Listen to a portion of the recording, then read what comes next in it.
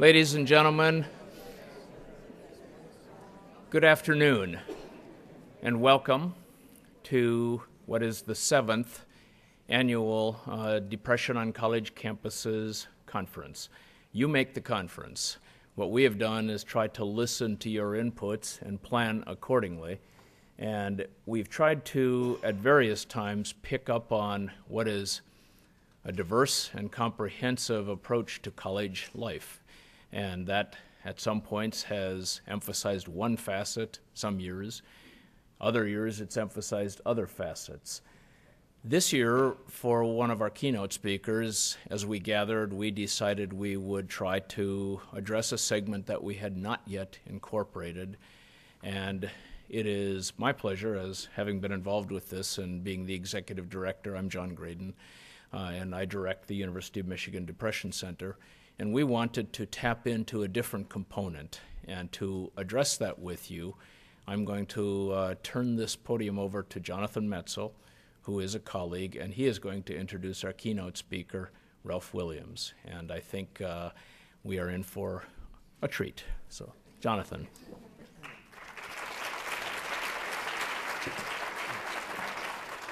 Well, thank you. The treat is not me. The treat is Professor Williams. I'm the hors d'oeuvre, I would say.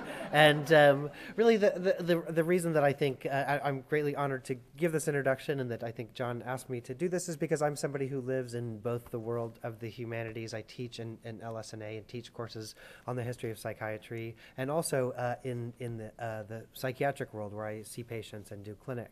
And I think that really it's very interesting and important to think about the connections and the points of tension and points of conduction between the humanities world and the medical world, really with regard to the question of what can conversation between these two worlds lead us to with regard to our understanding of depression.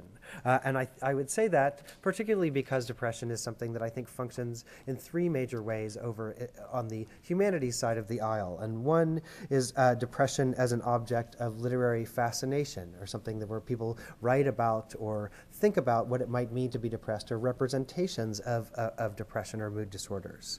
A second is depression as a diagnosis given to literary artists, and this kind of close alignment that we've seen from all the way from Aristotle, tracking all the way through to, we might think, even recent Prozac advertisements about this kind of question of, does depression somehow connect to the creation of great works of art? And what's the fine line between kind of artistic production and depression? What is a symptom, and what is a kind of point of a creative spark? And the third, I think probably the most salient, and the one I think we're going to be hearing about today, is the question of depression as something that we also face in the humanities classroom, because we see students coming in with different kinds of mood disorders, and really the question of what kind of insights can people who deal with students in seemingly a very different kind of venue bring to the kind of questions that arise. And I would say that definitely our speaker today is somebody who is absolutely the perfect person to speak to these three particular intersections.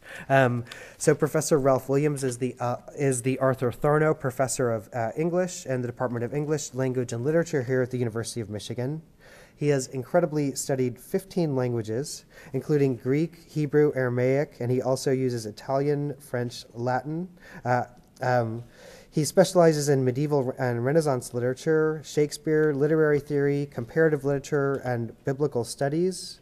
He's taught such wide-ranging courses as the Bible in English, the literature of Chaucer, Frederick Douglass, the works of Primo Levi, which I think you were speaking about today, and the memory of Auschwitz. And really, I think, just mention Professor Williams' name to anybody who's been a student here in the past recent memory, and really a very deep inspirational figure to many students. He was the Associate Chair of Department of English twice.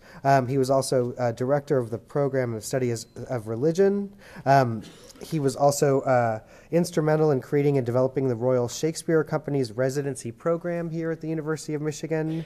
And most notably, in 2008, he was named the State of Michigan Professor of the Year by the Carnegie Foundation. So it's my great honor and privilege to introduce Professor Ralph Williams.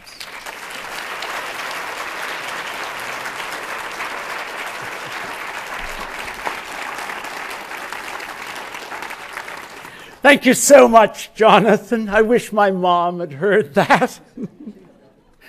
When my mom was in her last months, I would go and I wouldn't know whether I could get through to her.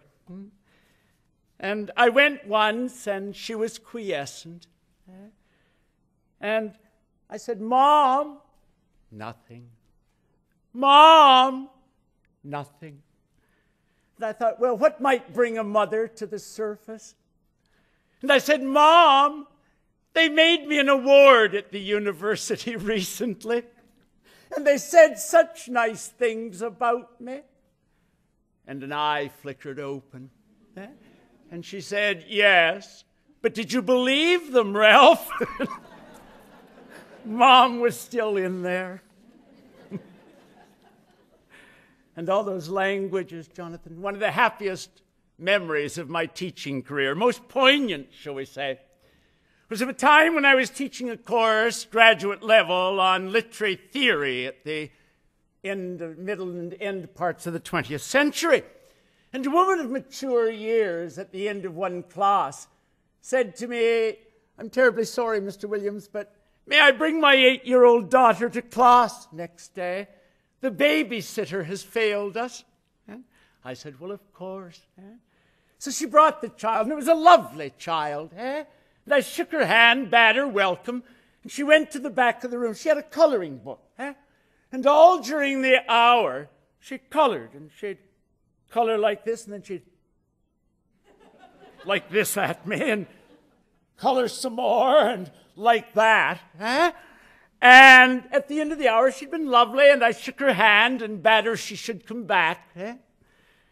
Her mother came back for the next class, and she said, "May I tell you something, Mr. Williams?" She was doubled over with laughter.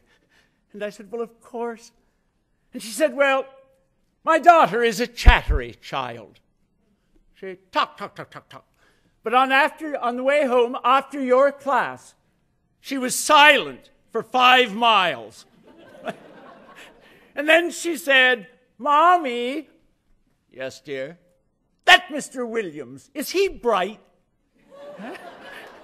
And she said, "Well, I don't know, dear. He teaches at the University of Michigan, and he's said to know 15 languages. And she said the daughter was quiet for 5 more miles, and then said, "Mommy." "Yes, dear." "Which one was he speaking today?" Out of the mouth of very babes, O Lord, comes wisdom. When I speak, I normally give what I rather pretentiously call rubrics. These are red-letter headings in medieval manuscripts, which are intended to catch the eye and lead you through the material before you. And I give these for the following reasons. Sometimes, even here at Michigan, though you may not easily believe it, students' minds wander during lecture. Right? And I can tell because they get what I call glossy eyes. Right? And you know that they're thinking of the date they had last night, or the date they wish they'd had last night, or the lunch they missed, and they're out of the lecture. But if I give these rubrics, you say, they can nudge the person next and say, "What in heaven's name is Williams talking about now?" And they'll say, "I think he's on rubric number 3. And they're back into the lecture. There is another reason, and it's my basic hope. That is that you and they, and if you have a pencil and paper, I'd be very glad if you took these rubrics down, that you and they might return to these and think on them later. And my deepest wish and warmest is that they and you might think of how much better you would have spoken to them had you had opportunity, and will when you have opportunity. I shouldn't take time to mention, but there was a lecturer who came here and spoke in this very auditorium from a university that I shouldn't mention, by the name of Duke. And he went on and on like this and down. About 40 minutes into the hour, he raised his eyes from the page and said, In the average academic lecture of 50 minutes, the audience thinks about sex 40 times. And then he put his eyes back down on the page and went on with his lecture on medieval matters. I had no notion what he was talking about. I'm born in Canada, and they don't tell us about sex till we're 50. And then they tell us it's too late already, right? But I thought perhaps the survey was done at Michigan State and it had some plausibility, right? I asked someone from Michigan State and he was mortally offended. Mortally! He said the frequency was far too low. In any case, in case minds wander for any reason, here are the rubrics for the day. Number 1, losing all one's mirth. Losing all one's mirth. Number 2, a phrase from Augustine. A proud dejection and an unquiet lassitude. Isn't that a marvelous phrase? A proud being downcast, a proud dejection, and an unquiet lassitude. Number 3, the fading away. The fading away. Number 4, out of 6, the immobilizing web. The immobilizing web. Number 5, the rush and recidivism. The rush and recidivism. And number 6, what is to be done? The phrase is Lenin's, but I hope you forgive that. What is to be done? And thus, one of the most pregnant passages in Hamlet, one that you will all know, seems to me in each of its phrases a profound description of that proud dejection and unquiet lassitude, which is depression. Says he to his friends Rosencrantz and Guildenstern, I have of late, but wherefore I know not, lost all my mirth, forgone all custom of exercise. And indeed it goes so heavily with my disposition that this goodly frame, the earth, seems to me a sterile promontory. This most excellent canopy, look you, this brave o'erhanging firmament, this majestical roof fretted with golden fire, why, it appeareth no other thing to me than a foul and pestilent congregation of vapors. What a piece of work is a man! How noble in reason! How infinite in faculty! In form and moving, how express and admirable! In action, how like an angel! In apprehension, how like a god! And yet, to me, what is this quintessence of dust? Man delights not me. No, nor woman neither, though by your smiling you would seem to say so. What I notice in my students when they are becoming depressed and when they're in depression is, as a matter of fact, a flattening of affect. They lose their mirth. They aren't responding to the ebb and flow and the tonal levels of conversation. As I come to find out more about them, they'll say, I used to work out, Mr. Williams, but I've given over exercise, forgone all custom of exercise. And then the earth, which can be read as this most excellent place. You notice I tried with my voice to indicate just an edge of cynicism in Hamlet's voice at that time. Oh yeah, people say this most excellent canopy, the ear, look you, this brave o'erhanging firmament, what a piece of work is a man, how noble in reason. Yeah, that's what they say. But what to me is this quintessence of dust? And the passage ends on the lack of delight. Man delights not me. No, nor woman neither, though by your smiling you would seem to say so. The human, and then when they smile, he thinks they're talking sex. And no, not that either.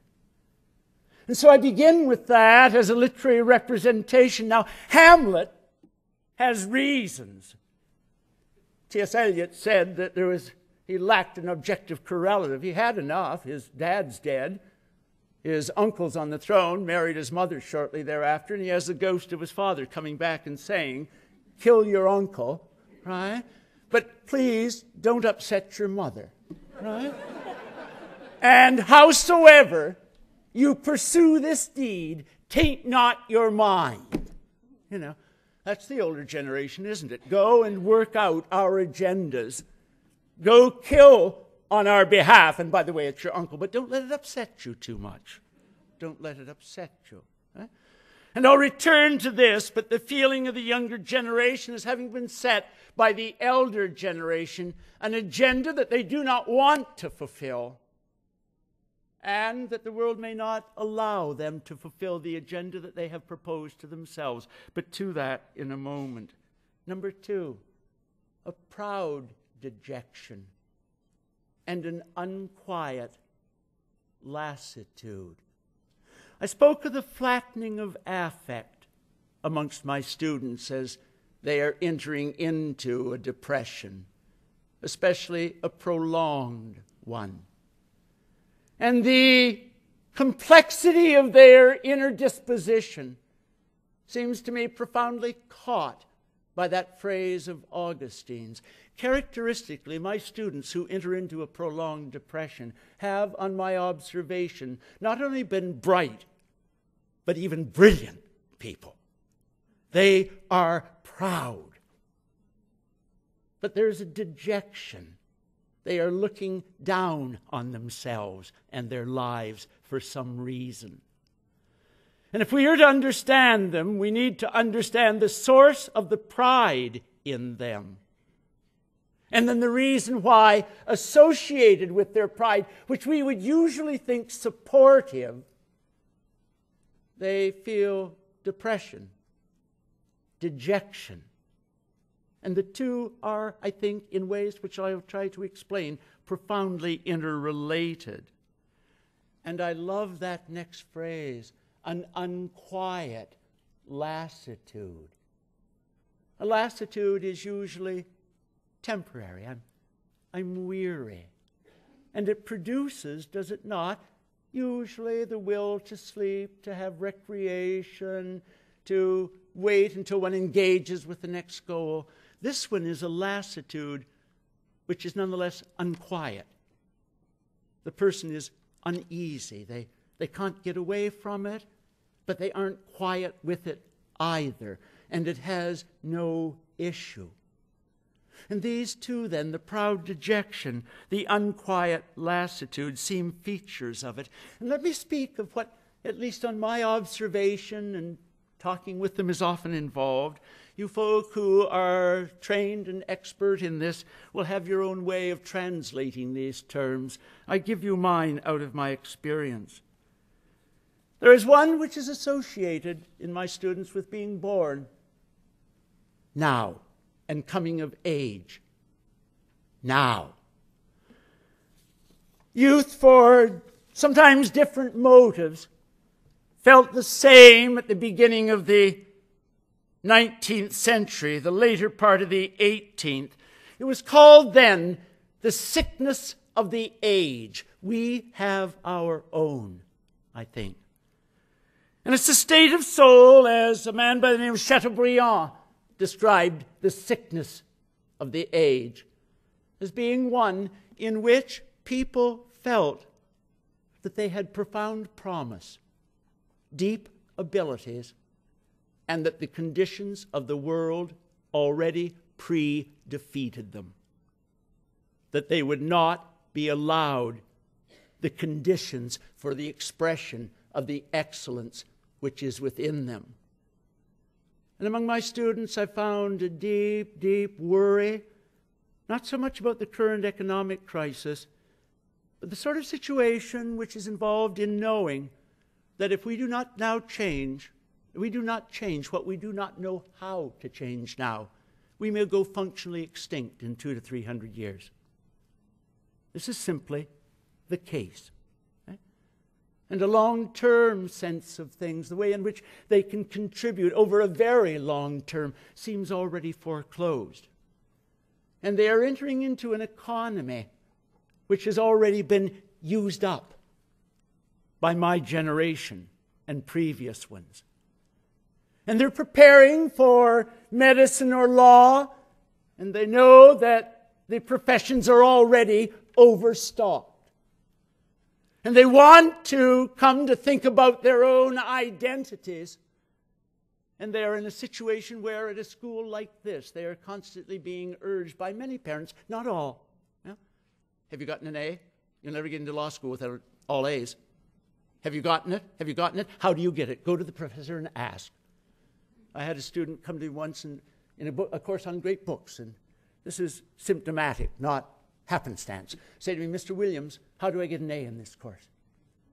And I said, well, that will be the result of a good deal of study, thinking about the materials that you read. Don't worry about that so much. Engage. We'll try to diagnose where you are, to support you, see where you are in what goes on for grades. He got a B on his first essay. And he came back to me and said, Mr. Williams, how do I get an A? I talked to my father. He said, you go back and find out how you get an A, or you will never get into law school. This was a first-year student. All right? We had a long talk about humanistic values. And he said, that's all very well, Mr. Williams, but my dad says I have to have an A. Another anecdote to illustrate what you all know, the sorts of pressures on them. A GSI, a graduate student instructor of mine, came to me one day and in a panic, Mr. Williams, I was handing back the final essays and my grade book disappeared. What do I do? And I said, well, keep calm. Wait 2 or 3 days. 2 days later, the grade book showed up, soaking wet, on a secretary's desk. And he recognized that there had been a pattern of grade changes, but it helped only one person. All right? Who went from a B+ to an A-. What do I do, Mr. Williams? Said he. And I said, well, let me chat with the student. So I called him on in and I said, do you know the strangest occurrence has come about in the class? And the GSI had this situation. Is there any chance you could help me explain it? And he said, I didn't do it, Mr. Williams. I didn't do it. And we talked about his education, the value of it, and his own personal identity. There's a phrase does any of you know the play Man for All Seasons? Of more within that play. We hold ourselves cupped in our hands like water. And if we open our fingers and let it go, we must not look to find ourselves again. Right? After about 20 minutes, he said to me, Mr. Williams, I didn't do it, but if I had done it, let me tell you why I would have done it. All right? My mother and father sent me to Michigan and enrolled me in the honors school and said that if I didn't get all A's the first term, they would withdraw me from school and force me to pay back every cent they put into my education. Now he said, I didn't do it. But I want to tell you, Mr. Williams, if I had done it, that would be the reason.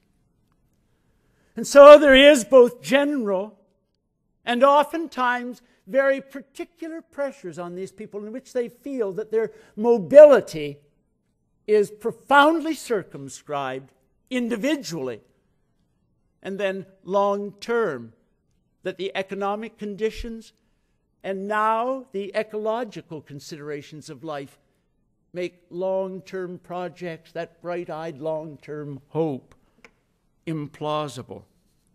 Number 2, in this section, the goods of life.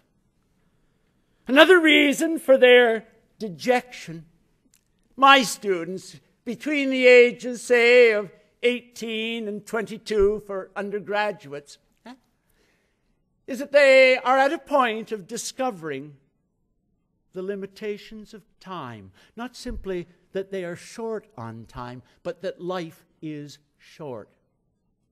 Our students characteristically have grown up with a sense of endless possibilities. I could be this, I could be that. The culture tells you, you can be anything. And then they come here, and in the course of their undergraduate career, they discover that they must make choices.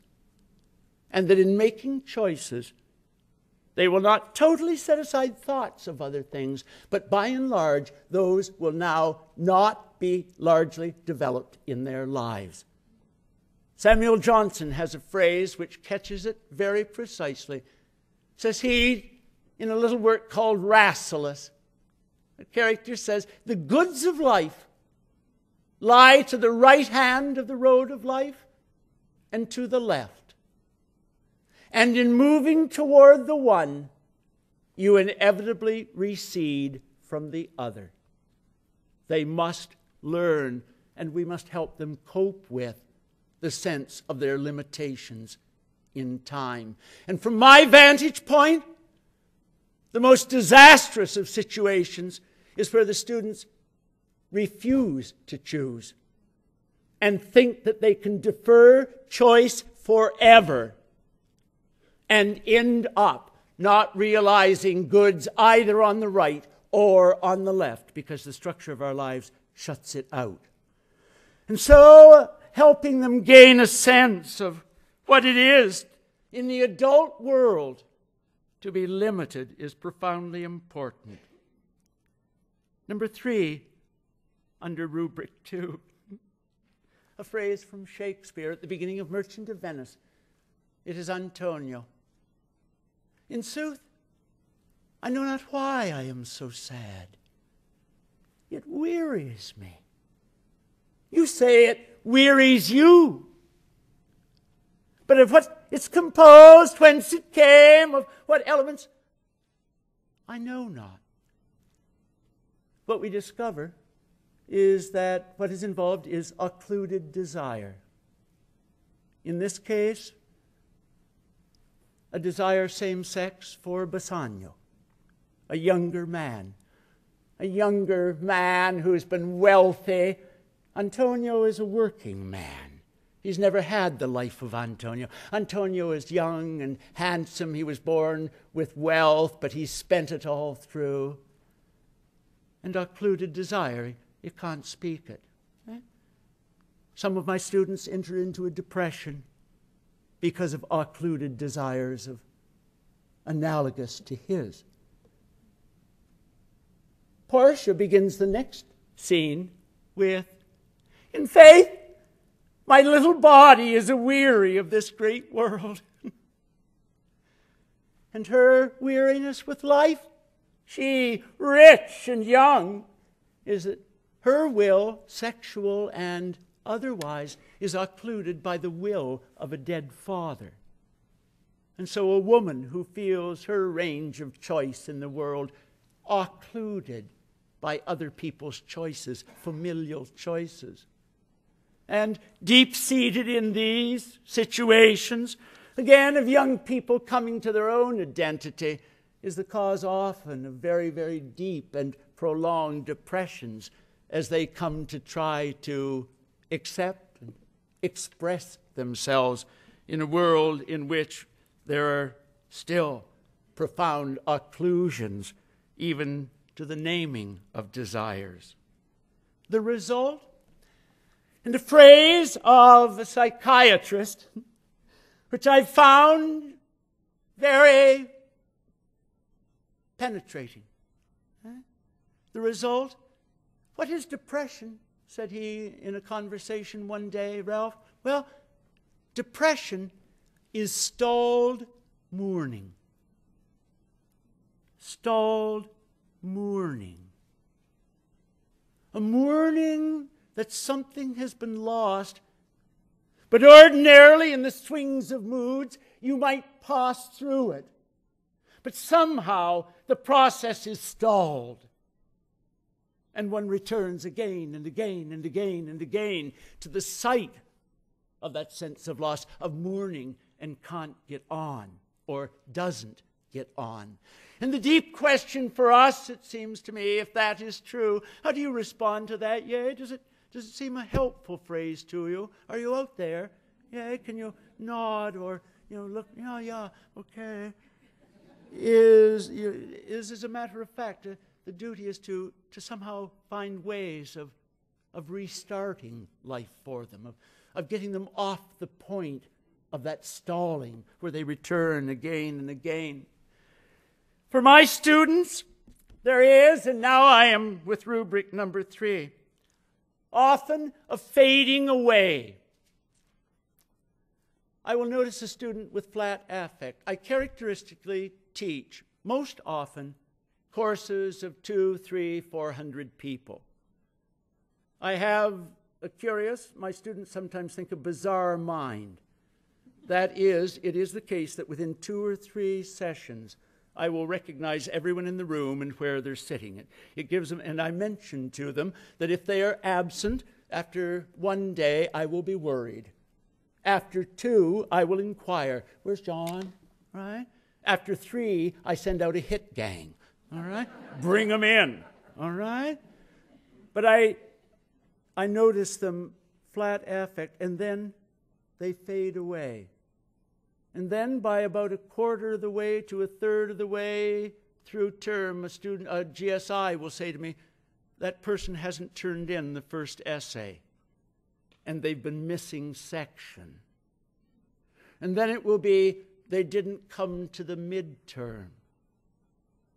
And then, unless I'm very, very careful, right, and time is limited, right, I will find half the term, 2/3 of the term gone. I will call the student in and say, what's up? What's going on? I hear that no papers are in at this point. I've been really missing you in class. And they will say to me, Mr. Williams, I was ashamed to come, but I've locked myself in my room for the last 2 weeks crying. Right? I'm absolutely immobilized. And this happens again and again. And from my vantage point, the single most disastrous situation with and for my students now, in a way of which I wasn't aware at the beginning of my teaching career and in the middle part, is in fact depression, severe and prolonged. And there is not a class I teach now of any size in which this is not the feature of the experience of 1, 2, 3, 4 of the students. And when we come to what is to be done, I will speak to what one might do about that fading away. What's involved in it is, first of all, whatever is occluding their getting forward, and then a shame. But there is also involved, I wonder if you mightn't help me with this. Send me an email if you understand it more deeply than I or differently from me. Right? But there is also involved what I think of as happening when an image of the self starts to be used to lacerate the self. I mentioned that frequently people who fall into these depressions are extraordinarily bright people, or have been thought to be so in any case, in their high schools or somewhere else in their careers. And they have an image of themselves as a very, very, very fine student. And then when for one reason or another they fall short, in their pride in the image of themselves, they start to lacerate themselves. Self-criticism. I'm worth nothing. I will be ashamed to go. People don't realize my excellence. I had a student once who wrote a marvelous essay. I'm calking off the title of that one for what I'm describing to you now. It was When Ideas Set to Killing People. All right? Well, this is a case of when self-image becomes the cause for laceration. And they simultaneously have a sense of themselves as probably better than other students in the class. It may be that they're more sensitive. It may be that the others are grade grubbers in their views.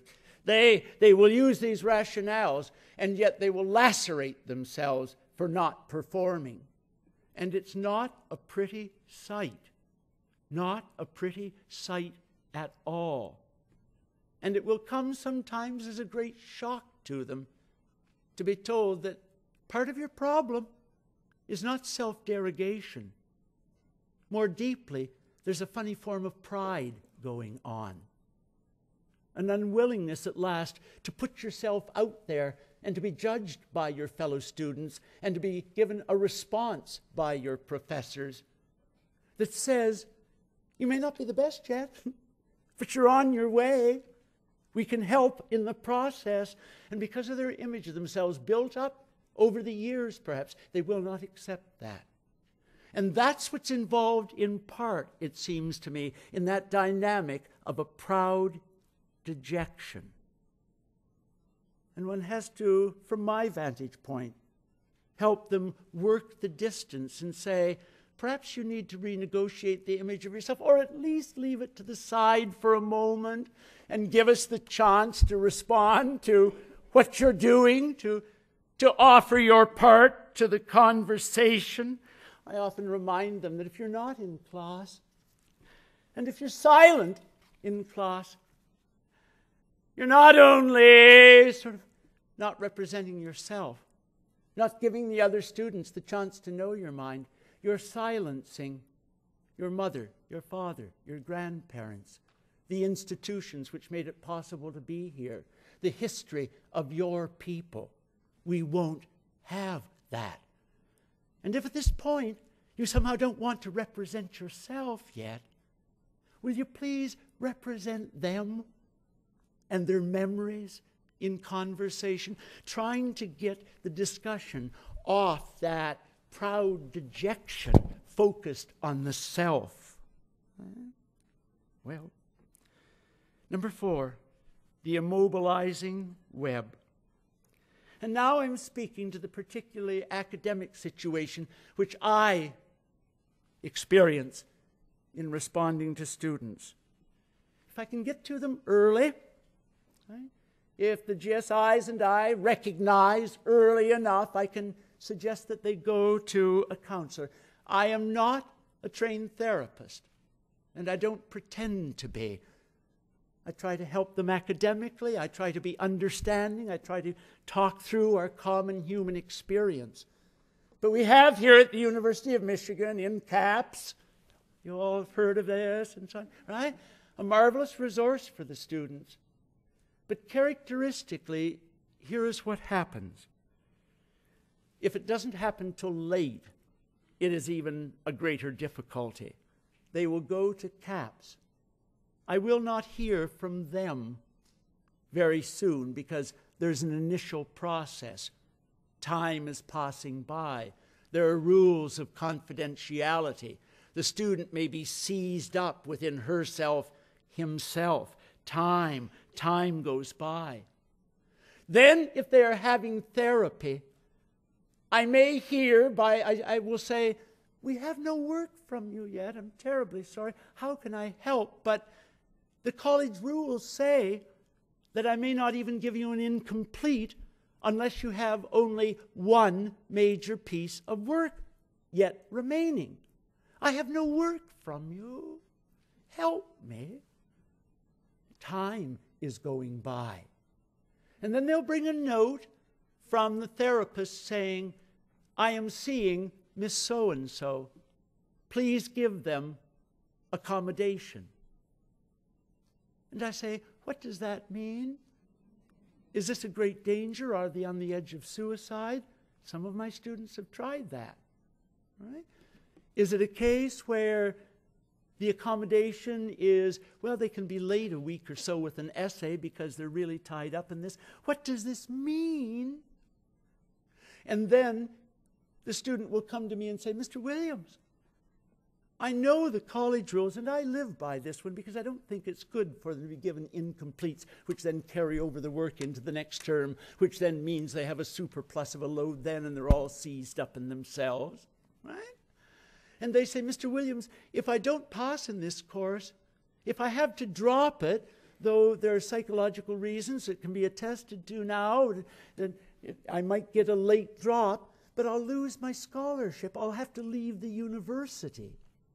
And you don't want that, do you, Mr. Williams? And my heart breaks. And what do I do? And the counseling office will say, make accommodations.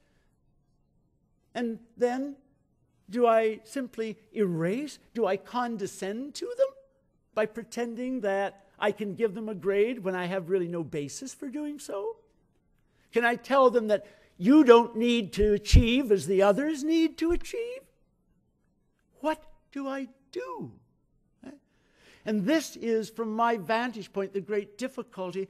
And those wonderful students look at me so trustingly that I can, with 1 week left in the term, produce a solution for them, which will allow them to stay in the university, which will carry them forward, which will in some ways make all things well. All right? And so, one further point on this. As the university, this university and others, wonderfully try to extend the range of the pool of students who come here, there will frequently be brilliant students elsewhere, very bright minds, who are brought here and placed in the swift and stern competitiveness of this atmosphere. And they still carry with them the burdens, the weights which made life difficult for them elsewhere. And the question then becomes, how do we support them through this? How do we make accommodations? There is something from my vantage point potentially cynical about attempting to expand the range, and I'm not simply talking race at this point, of the representation here and not having the structures of support, which would look more deeply into their lives in order to see them through it. And there is a dispersion of the offices to which they go. So they will go to counseling, and they will get wonderful help there. They'll go to the academic actions people who will say, you have to make this up, or you have to keep these number of hours. They'll go to the financial aids people, but at least at this situation, there is no set in structure, and now I'm with what is to be done, right? That, in fact, brings the financial aids people, the student, the counseling people, academic actions together in one room and says, let's get a plan. What's to be addressed here?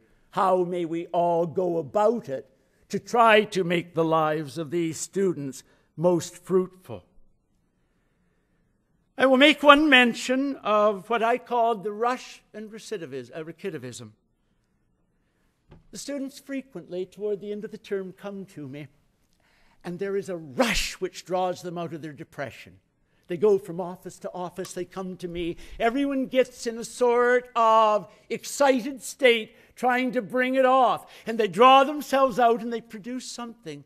But then I also have the experience that adrenaline rush in which they experience care from the institution in a number of ways, right, is repeated the next term, in which they carry that over. And I've had the same student go through a like experience, because what happens is that rush brings them out of it, and we all rush around and try to help, but we don't, again, care for the basic situation sufficiently and watch sufficiently that it doesn't happen again, and it becomes a cycle. And so these are the issues, as I see them, for me as a faculty member, which are to be addressed. Let me finish with the sonnet of Shakespeare's. With Shakespeare I began, with Shakespeare I will close. There's a phrase of an end of the 20th century philosopher who remarked, "The problem of the end of the 20th century is not a problem of knowledge, it is a problem of care." Right? And that to which my students most often respond to bring them out of a depression sufficiently to lead them on is a sense that one cares. And all of you will remember a time when you were depressed, either short-term or long-term, when you've received a telephone call and someone says, "Do you remember, I love you?" And then the earth does seem more than a sterile promontory, and the heaven seems more than a pestilent congregation of vapors, when in disgrace, with fortune in men's eyes, I all alone. Remember those students locked in their rooms. Beweep my outcast state.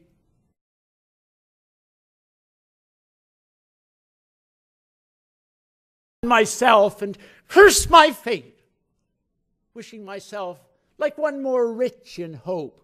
He's going to get a better inheritance. Featured like him. Oh, he's handsome. Like him with friends possessed. Desiring this man's art and that man's scope, with what I most enjoy contented least. Then, in these thoughts, myself almost despising, haply, I think on thee. And then my state, like to the lark at break of day arising from sullen earth, sings hymns at heaven's gate. For thy sweet love remembered such wealth brings, that I would scorn to change my state with kings.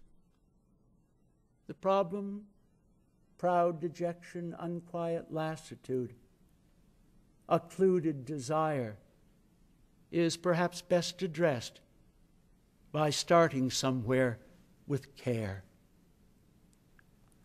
Thanks so much.